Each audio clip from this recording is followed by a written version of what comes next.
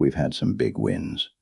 Out of the more than 1,000 companies we've served, many of my favorites have been very small firms, sometimes even sole proprietors.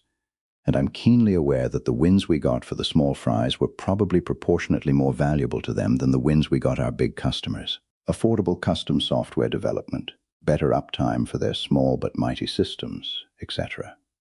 Many of the big wins for big companies have been exhilarating, too. But the most memorable projects were the ones that started small and got big.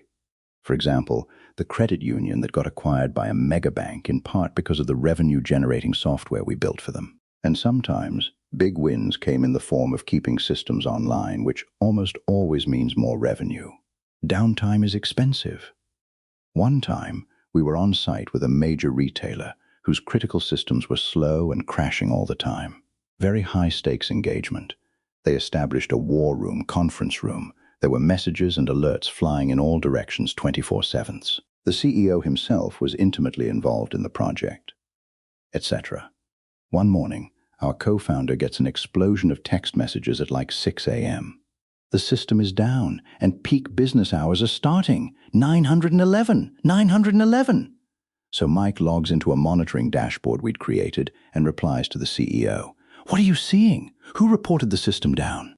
Turns out, the system was fine. Purring like a kitten, really. Before we got there, their monitoring dashboards looked and sounded like an EKG machine attached to someone having a heart attack. Chaos.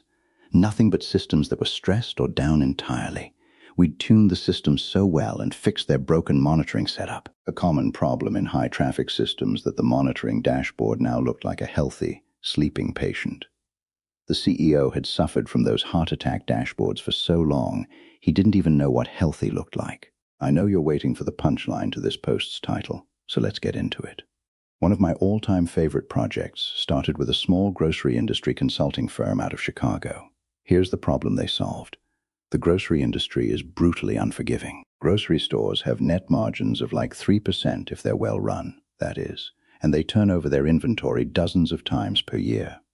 Profits come from optimized shelf space for all of the products in the store. Here's the punchline. If you have 6 feet of cheese on the shelf, you're profitable. If you have 7, you lose money on cheese. If you have 5, you missed out on sales. The answer was in the data, but those answers were locked away in the crappy software that grocers used along with banks, car dealers, and countless others we saw and fixed over the years.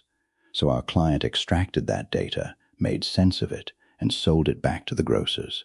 They started by burning spreadsheets on CDs and mailing them to customers, just like Netflix, before streaming. This was the 1990s after all. Then they found us.